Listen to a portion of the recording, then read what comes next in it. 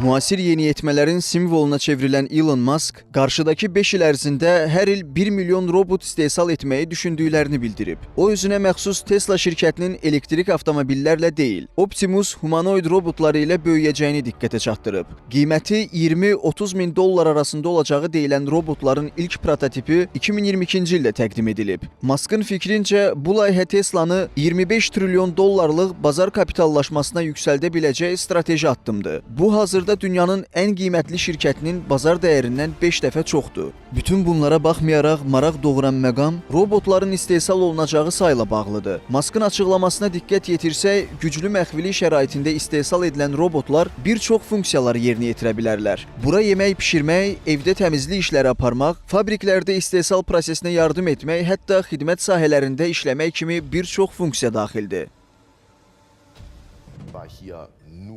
Biz sadə robotlardan bəhs edirik. Optimus humanoid robotu Tesla tərəfindən gündəlik iş, yardım və sənaye işləri kimi sahələrdə istifadə edilə bilər. O, hazırda döyüş əməliyyatları üçün nəzərdə tutulmayıb. Əslində ilk olaraq robotların döyüşlərdə istifadəsini dronlarla artıq sınamışıq. Hətta bəzi ölkələr robot itləri paradda nümayiş etdirərək onları təlimlərdə də istifadə edib. Hərbi əməliyyatlarda humanoid robotların real tətbiq nümunələrinə Birləşmiş Ştatlar ordusunun Convergence Project çərçivəsində aparılan sınaqlar, Ukrayna hərbiçilərinin kəşfiyyat və mina zərərsizləşdirmə üçün müxtəlif tip robotlardan istifadəsi, həmçinin yaxın şərqdə döyüş və logistika missiyalarında robot sistemlərin yerləşdirilməsi daxildir. Bu faktlar göstərir ki, robot texnologiyaları artıq hərbi əməliyyat mühitinə mərhələli şəkildə inteqrasiya olunur. Analitiklərin fikrincə, gələcək Birləşmiş Ştatlar quru qüvvələri komandanlığı konsepsiyası ordunun növbəti müharibələrə hazırlığını təmin etmək üçün qeyri-insan platformalarının, o cümlədən pilotsuz quru robotlarının və pilotsuz uçuş aparatlarının intensiv inkişafını nəzərdə tutur. Bu yanaşmanın əsas məqsədi əskərlərin itkilərini minimuma endirmək və döyüş qabiliyyətliliyini artırmaqdır. Digər tərəfdən narahatlıq doğuran məqam Amerikalı bir milyarderin robot ordusu yaratmaq istiqamətində davamlı olaraq göstərdiyi isrardır. Ekspertlərin bir qismi hesab edir ki, onun bu mövzuda tez-tez səsləndirdiyi fikirlərin arxasında idarə etdiyi texnologiya şirkətini bazarda birinci yerə çıxarmaq məqsədi dayanır. Belə bir tendensiya reallaşacağı təqdirdə, yaxın gələcəkdə robotların hərbi münaqişələrdə geniş miqyaslı istifadə ehtimalı daha da artmış olacaq.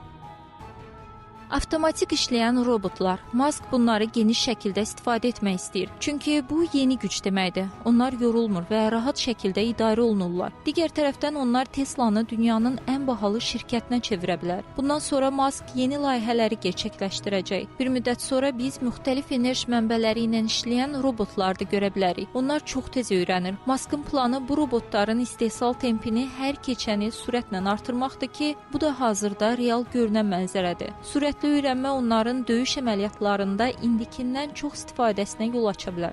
Bu nümunələr robot texnikasının hərbi əməliyyatlara artan inteqrasiyasını göstərir. Analitiklər Optimusların gələcək illərdə döyüş məqsədli istifadəsini istisna etmir. Üstəlik, bunun yaxın illərdə baş verəcəyi proqnozlaşdırılır. Yeni minilliyin ilk 10 illiyində robot texnologiyaları praktik olaraq durğunluq dövrünü yaşasa da, 2010-cu illərdə internet infrastrukturlarının güclənməsi, hesablama gücünün artması və süni intellekt algoritmlərinin təkmilləşməsi inkişafın qarşısında duran elmi bariyerləri sürətlə aşıb. Nəticədə elmi fantastika filmlərində görsənən robot modelləri artıq reallığın bir parçasına çevrilir. Daha da maraqlısı odur ki, bu sistemlər artıq insan davranışını öyrənmək və təqlid etmək bacarıqlarına malikdir. Artıq istehsalatdan logistika və xidmət sahələrinə qədər bir çox yerdə robot və süni intellekt əsaslı sistemlərin tətbiqi sürətlə genişlənir. Bu tendensiya həm əmək bazarında, həm də iqtisadi strukturlarda ciddi dəyişikliklərə səbəb olur. Analitiklərin fikrincə, robotların gələcəkdə hansı məqsədlər üçün istifadə olunacağını indidən proqnozlaşdırmaq çətindir.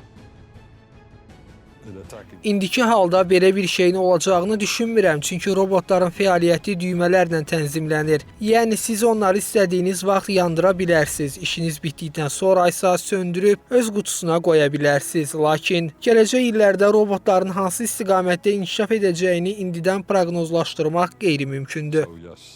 Musk'ın hesablamalarına görə 20 ildən sonra insanlar öz şuurlarını robotlara yükləyə biləcəklər. Bu zaman insanlar şuurlarını və yaddaşlarını bioloji olmayan bədənə köçürəcəklər.